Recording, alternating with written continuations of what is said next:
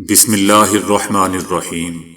السلام علیکم دوستو، دنیا بھر کی خبروں میں آج آپ سنیں گے، لیکن اس سے پہلے اگر ہو سکے تو لائک اور سبسکرائب کا بٹن ضرور دبا لیں۔ شکریہ۔ ایران میں مہنگائی کے خلاف ہونے والے احتجاج کے 12ویں روز دوستو دارالحکومت تہران میں مظاہرے کے دوران ایک پولیس آفیسر جاں بحق ہو گیا۔ مشتعل مظاہرین پر قابو پانے کی کوششوں کے دوران وہ شہید ہو گیا۔ ملزمان کی شناخت کے لیے چھاپے مارے جا رہے ہیں۔ احتجاج کا آغاز 28 دسمبر کو اس وقت ہوا تھا جب تہران کے تاجروں نے بڑھتی ہوئی قیمتوں اور ریال کی قدر میں کمی کے خلاف مظاہرہ کیا، جس کے بعد دیگر شہروں میں بھی مظاہرے شروع ہو گئے۔ ایران کے سرکاری بیانات کے مطابق یہ مظاہرے ایران کے 31 میں سے 25 صوبوں تک پھیل چکے ہیں اور ان میں سیکیورٹی فورسز کے ارکان سمیت درجنوں افراد مارے بھی جا چکے ہیں۔ ایران میں 2022 اور 2023 کی ملک گیر ریلیوں کے بعد سب سے سنگین احتجاجی تحریک ہے، جو خواتین کے لیے لباس کے ضابطے کی مبینہ خلاف ورزی پر گرفتار ہونے والی مہیسہ امینی کی دوران حراست موت کے بعد شروع ہوئے تھے۔ امریکی ریاست منیسوٹا کی سڑکوں پر ایک امریکی امیگریشن آفیسر نے خاتون کو گولی مار کر مار دیا، جس کے نتیجے میں دوستوں بڑے پیمانے پر احتجاج شروع ہو گیا اور مقامی رہنماؤں میں غم و غصہ پھیل گیا، جنہوں نے وائٹ ہاؤس کے ان دعووں کو مسترد کر دیا ہے کہ خاتون ایک ڈومیسٹک تخریب کار تھی۔ 37 سالہ رینی نکول گڈ کے نام سے شناخت کی جانے والی خاتون کو بالکل قریب سے مارا گیا جب وہ بظاہر ان ایجنٹوں سے گاڑی بھگا کر دور جانے کی کوشش کر رہی تھی جنہوں نے اس کی کار کو گھیر رکھا تھا، جن کا کہنا تھا کہ وہ ان کا راستہ روک رہی تھی۔ اس واقعے کی فوٹیج میں ایک نقاب پوش امیگریشن اینڈ کسٹمز انفورسمنٹ یعنی ICE ایجنٹ کو اس خاتون کو مارتے ہوئے دکھایا گیا ہے، جس کے بعد گاڑی بے قابو ہو کر کھڑی گاڑیوں سے ٹکرا جاتی ہے، جبکہ خوفزدہ عینی شاہدین وفاقی افسران کو برا بھلا بھی کہہ رہے ہیں۔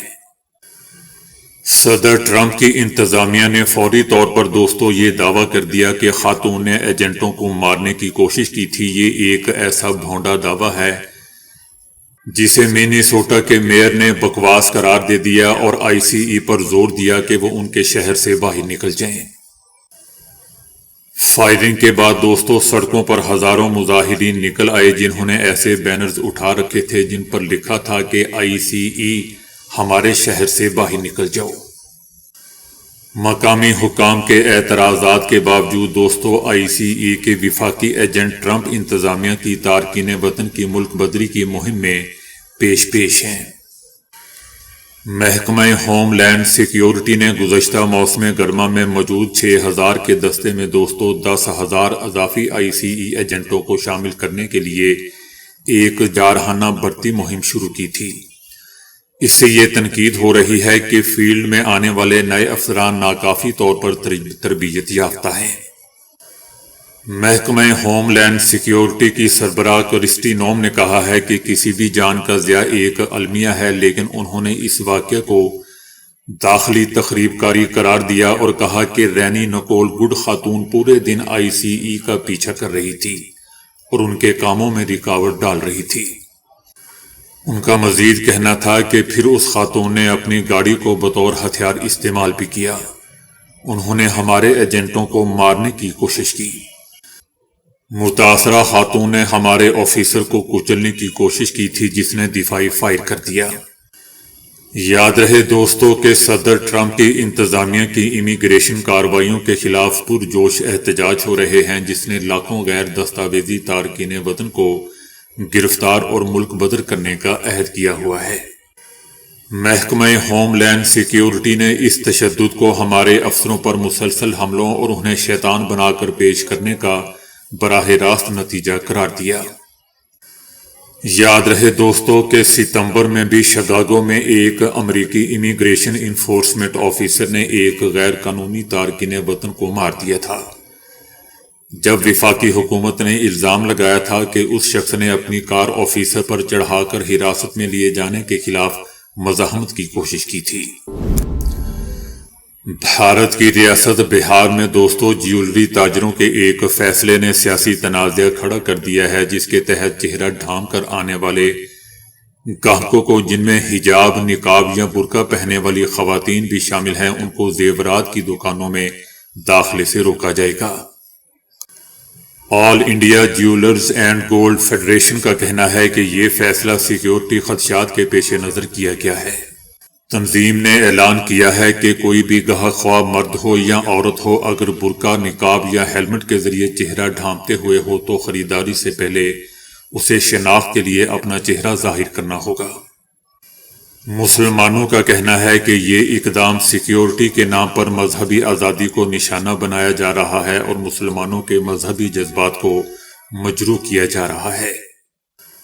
مسلمانوں کا الزام ہے کہ اس فیصلے کے پیچھے بی جے پی اور RSS کا ایجنڈا کار فرما ہے اور مطالبہ کیا ہے کہ فوری طور پر اس فیصلے کو واپس لیا جائے۔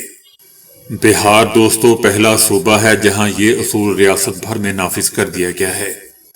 پولیس نے بھی اس اقدام کی حمایت کی ہے۔ یہ معاملہ بہار میں سیکیورٹی اور مذہبی آزادی کے درمیان توازن پر جاری بحث کو ایک بار پھر نمایاں کر رہا ہے، جبکہ سیاسی حلقوں میں اس پر رد عمل کا سلسلہ بھی جاری ہے۔ صدر ٹرمپ نے ایک حکم نامے پر دستخط کر کے امریکہ کو 35 غیر وابستہ اداروں اور اقوام متحدہ سے وابستہ دوستوں 31 اداروں سے الگ کرنے کا فیصلہ کیا ہے۔ صدر ٹرمپ نے دستخط کر کے 66 بین الاقوامی تنظیموں، ایجنسیوں اور کمیشنوں کی امریکی حمایت ختم کر دی ہے۔ اس اقدام کے نتیجے میں امریکہ کو متعدد عالمی اداروں کے ساتھ تعاون سے روک دیا گیا ہے۔ CNN نیوز چینل نے اپنی ایک رپورٹ میں بتایا ہے کہ یہ حکم امریکہ کی جانب سے بین الاقوامی تنظیموں میں شرکت اور مالی امداد کے جائزے کے بعد جاری کیا گیا۔ امریکی حکومت کا کہنا ہے کہ یہ ادارے غیر ضروری، غیر مؤثر یا امریکی مفادات کے خلاف کام کر رہے تھے۔ ان میں سے بیشتر ادارے ماحولیاتی تبدیلی، مزدوروں کے مسائل اور ایسے موضوعات سے متعلق ہیں جنہیں صدر ٹرمپ کی انتظامیہ غیر اہم یا نقصان دہ سمجھتی ہے۔ ان میں دوستوں اقوام متحدہ کا ادارہ برائے آبادی بھی شامل ہے۔ دوستوں میرے خیال سے پوری دنیا میں آرٹیفیشل انٹیلیجنس کے ذریعے ملازمتوں کی بے تحاشا کمی ہو رہی ہے۔ ملازمتوں کو فارغ کیا جا رہا ہے۔ ان کی جگہ AI روبوٹ لے رہے ہیں، جو کہ دوستوں بہت ہی خطرناک سچویشن ہے۔ لگتا ہے کہ ملازمتوں کی کمی کر کے پوری دنیا میں بھوک پھیلا کر یہ دنیا کو مارنا چاہتے ہیں۔ اب ان کو آبادی کو کم کرنے والے اداروں کی کیا ضرورت؟ بہرحال امریکی حکومت کا یہ بھی کہنا ہے کہ ٹیکس دہندگان کا پیسہ صرف ایسے اداروں پر خرچ ہوگا جو براہ راست امریکہ کے مفاد میں ہوں گے۔ مثلاً وہ تنظیمیں جو چائنا کے مقابلے میں کردار ادا کرتی ہیں۔ اس فیصلے کے عالمی کوششوں پر دوستوں گہرے اثرات مرتب ہوں گے۔ CNN نے بھی کہا ہے کہ یہ اقدام امریکی مفادات پر زیادہ توجہ دینے کی بجائے ٹرمپ کی پالیسی کا تسلسل ہے۔ امریکی ماہرین کا یہ بھی خیال ہے کہ یہ پسپائی امریکہ کی یہ پسپائی چائنا جیسے ممالک کو عالمی اداروں میں زیادہ اثر و رسوخ حاصل کرنے کا موقع بھی دے سکتی ہے۔ وینزویلا کے صدر کی گرفتاری اور نیو یارک کی عدالت میں پیشی کے بعد دوستوں امریکی فورسز کے تیل بردار جہازوں کو ضبط کرنے پر عالمی تناؤ میں اضافہ ہو چکا ہے۔ روس نے امریکی فورسز کی جانب سے بحر اوقیانوس کے پانیوں میں تیل بردار جہاز کو ضبط کرنے پر رد عمل دیا ہے۔ روس کا کہنا ہے کہ امریکہ نے جہاز کو بلا جواز ضبط کر کے بین الاقوامی بحری قوانین کی سنگین خلاف ورزی کی ہے، جس کے لیے اسے جواب دہ ہونا ہوگا۔ روس کا دوستوں یہ بھی کہنا ہے کہ امریکی بحری افواج کی کارروائی کے بعد روسی پرچم بردار تیل بردار جہاز ان سے ہمارا رابطہ منقطع ہو گیا ہے۔ امریکی بحریہ نے جہاز پر چڑھائی کی اور عملے کو تحویل میں لے لیا اور تاحال کسی سے رابطے کرنے نہیں دیا جا رہا۔ روس کا کہنا ہے کہ کھلے سمندروں میں جہاز رانی کی آزادی تمام ممالک کو حاصل ہے اور کوئی بھی ریاست کسی دوسرے ملک کے قانونی طور پر رجسٹرڈ جہاز کے خلاف طاقت استعمال کرنے کا اختیار نہیں رکھتی۔ دوسری طرف امریکی حکومت کا موقف ہے کہ روسی پرچم بردار جہاز کو امریکی پابندیوں کی خلاف ورزی پر وفاقی عدالت کے وارنٹ کے تحت ضبط کیا گیا ہے۔ یاد رہے دوستو کہ امریکہ، روس اور وینزویلا کے درمیان توانائی پابندیوں اور سمندری تجارت کے معاملات پر پہلے ہی شدید کشیدگی پائی جاتی ہے۔ اب روسی رد عمل نے اس تنازع کو مزید عالمی اور قانونی رنگ دے دیا ہے۔ صدر ٹرمپ نے کہا ہے کہ اگر امریکہ نیٹو کا حصہ نہ ہوتا تو روس اور چائنا کو اس اتحاد کا کوئی خوف نہ ہوتا۔ صدر ٹرمپ نے دعویٰ کیا کہ امریکہ کے بغیر نیٹو بے اثر ہے اور وہ واحد قوم جس سے روس اور چائنا دونوں خوفزدہ ہیں اور جس کا احترام بھی کرتے ہیں وہ امریکہ ہے۔ ٹرمپ نے ایک بار پھر 8 جنگیں ختم کروانے کا ذکر کیا اور کہا کہ ناروے جو نیٹو کا رکن ہے اس نے نوبل امن انعام کے لیے میرا انتخاب نہیں کیا، لیکن اس سے کوئی فرق نہیں پڑتا، اہم بات یہ ہے کہ میں نے لاکھوں جانیں بچائیں۔ صدر ٹرمپ کا یہ بھی کہنا تھا کہ ان کی آمد سے پہلے نیٹو کے اکثر رکن ممالک اپنی فوجی اخراجات کی ذمہ داریاں پوری نہیں کر رہے تھے، ان کی مدد امریکہ کر رہا تھا۔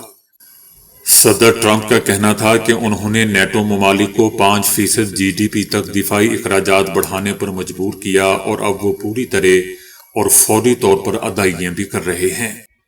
صدر ٹرمپ نے دوستو ایک اور بھی دلچسپ بات کہی کہ انہیں اس بات پر شک ہے کہ ضرورت پڑنے پر نیٹو ان کے لیے موجود ہوگا یا نہیں، لیکن ہم ہمیشہ نیٹو کے لیے موجود رہیں گے، چاہے نیٹو ان کے لیے موجود نہ ہو، ہماری مدد کرے یا نہ کرے، لیکن ہم ضرور نیٹو کی مدد کریں گے۔ صدر ٹرمپ کا کہنا تھا کہ اگر ہم مداخلت نہ کرتے تو اس وقت روس پورے یوکرین پر قابض ہو چکا ہوتا۔ سائنسدانوں نے گرین لینڈ کی برف کی چادریں تیزی سے پگھلنے پر دنیا بھر کے ساحلی علاقوں کو خبردار کر دیا ہے۔ گرین لینڈ کی برف کی تہہ کے بڑے حصے ماضی میں مکمل طور پر پگھل چکے ہیں اور یہ عمل دوبارہ شروع ہو رہا ہے کیونکہ زمین کے گرم ہونے کا سلسلہ جاری ہے۔ گرین لینڈ کے ایک اونچے مقام پر کھدائی کی گئی ہے جہاں سے حاصل کیے جانے والے نمونوں سے معلوم ہوا ہے کہ برف پچھلے 10,000 سالوں میں غائب ہو گئی ہے۔ سائنسدانوں کا کہنا ہے کہ یہ گرین لینڈ کے نیچے گہری ناہموار گرمی ہے جو برف کو تیزی سے نقصان پہنچا رہی ہے۔ سائنسدانوں کا کہنا ہے کہ تیزی سے برف کے پگھلنے کا مطلب یہ ہے کہ سمندر میں اضافی پانی جمع ہو رہا ہے۔ ماہرین کا خیال ہے کہ مستقبل میں سمندر کی سطح میں اضافہ توقع سے کہیں زیادہ ہو سکتا ہے۔ اسٹیبلشمنٹ مخالف بیانی پر وزیر اعلیٰ سہیل آفریدی اور پاکستان تحریک انصاف کا انفارمیشن ونگ آمنے سامنے آ گیا۔ PTI کی نئی تشکیل دی گئی سیاسی کمیٹی کے اجلاس میں سہیل آفریدی نے خیبر پختونخوا میں ڈرون حملوں کی سخت مذمت پر زور دیا۔ مرکزی انفارمیشن ونگ کے ارکان نے اس کی مذمت کی اور موقف اختیار کیا کہ وزیر اعلیٰ اس موقف پر یقین رکھتے ہیں تو انہیں خود یا صوبائی حکومت کے ذریعے بیان دینا چاہیے۔